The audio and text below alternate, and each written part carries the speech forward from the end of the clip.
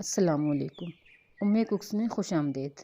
آج میں بنانے لگی ہوں ایگ رول، جو کہ بچوں کے فیوریٹ ہوتے ہیں اور بڑوں کے بھی اتنے ہی پسندیدہ، اور بنانے میں بھی نہایت آسان۔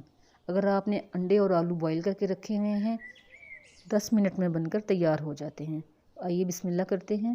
آلو بوائل کر لیے ہیں میں نے، 2 بریڈ سلائس لے کر ان کا چورا کر لیا ہے، اور آلو میں بھی میش کر لیے ہیں۔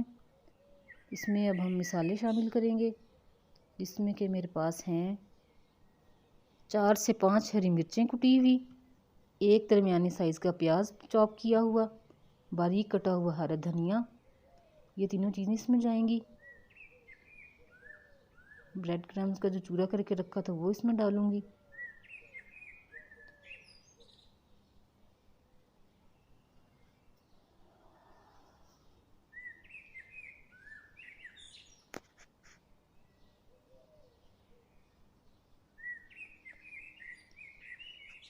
اب یہاں میں اس میں خشک مسالہ شامل کروں گی۔ 1 چمچ نمک بھر کے ڈالا ہے میں نے، 1 چمچ سرخ مرچوں کا جائے گا،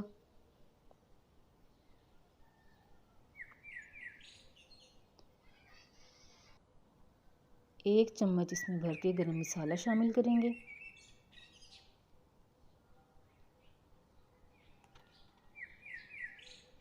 اور 1 ہی چمچ کٹا ہوا ثابت دھنیا ڈالیں گے۔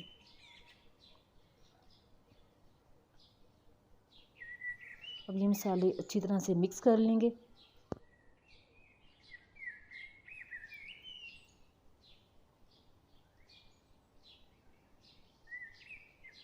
مسالے ہمارے مکس ہو چکے ہیں۔ اس طرح آپ نے تھوڑا سا مسالہ لے کر ہاتھ پہ ٹکیا سی بنانی ہے۔ انڈے میں نے یہاں بوائل کر کے رکھے ہوئے ہیں، اب 1 انڈا لیں گے ہم۔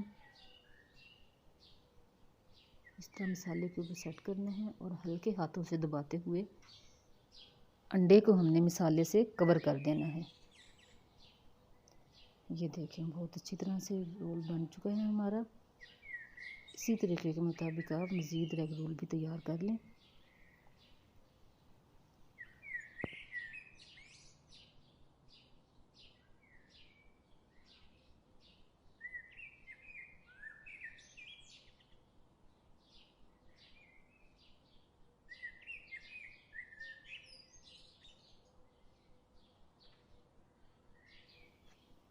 انڈے میں میں نے 1 چٹکی کالی مرچ اور 1 چٹکی نمک ڈال کر پھینٹ لیا ہے اچھی طرح سے۔